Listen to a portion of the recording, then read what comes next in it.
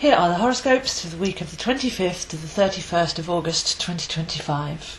So last week we had the Sun moving into Virgo and immediately a new moon in Virgo. So that was 0 degrees Virgo. And on the 21st of September we'll have a second new moon in Virgo at 29 degrees. So the first point of focus in our charts really is the whole of the sign of Virgo. As the Sun travels through this sign, we can pick up the collective feel of what the depth of this sign is about.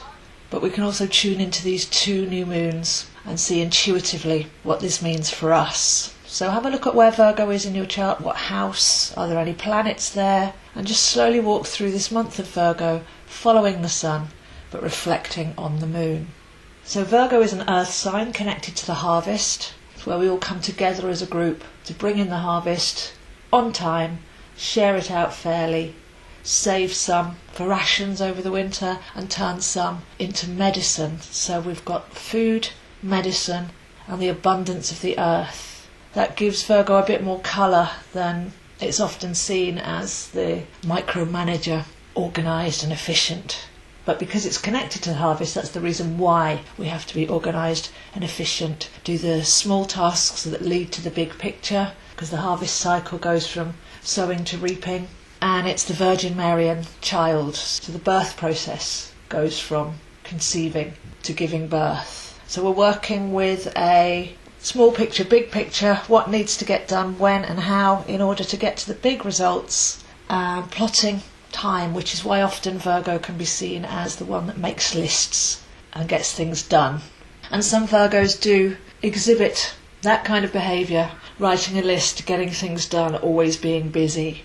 Virgo's ruled by Mercury, and Mercury is the processing mind, so it can be quite a mental sign as well, not knowing how to switch off the thoughts or let go of the to-do list and just float and relax, with the opposite sign being Pisces. So in essence, control versus surrender would be the deeper level of the Virgo-Pisces axis, and we do have a full moon coming up in Pisces mid-month.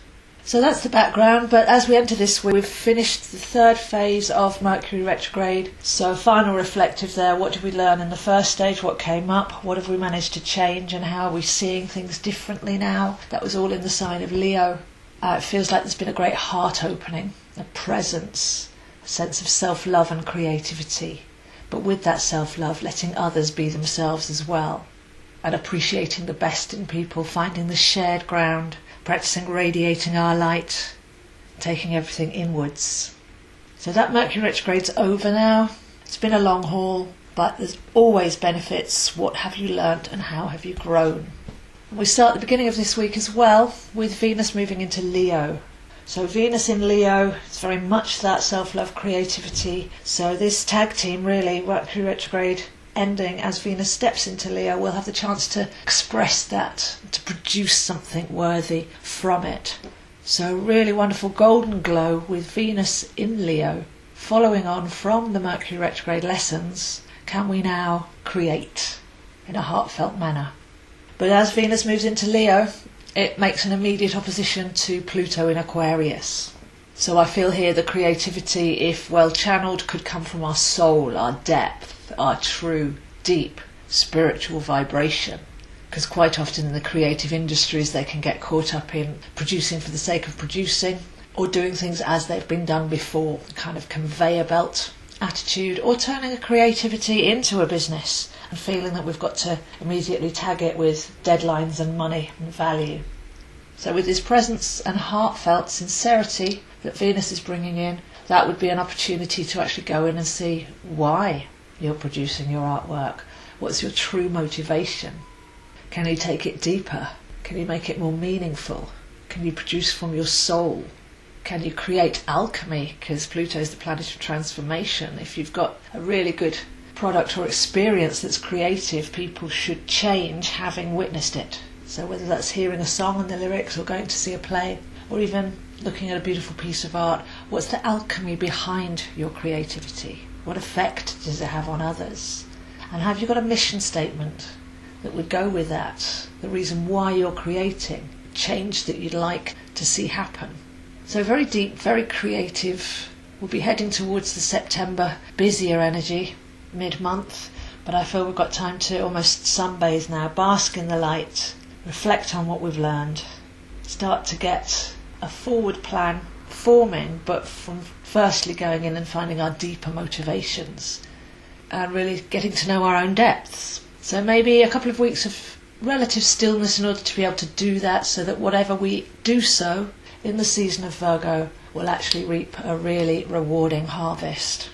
So if you'd like to see where this is happening for you, I am available, zoehind7@gmail.com, for readings, courses and coaching, astrology, tarot, numerology and more. And I post these links on my YouTube, Zoeastro, Instagram, zoehind7 and Facebook, AstroZo.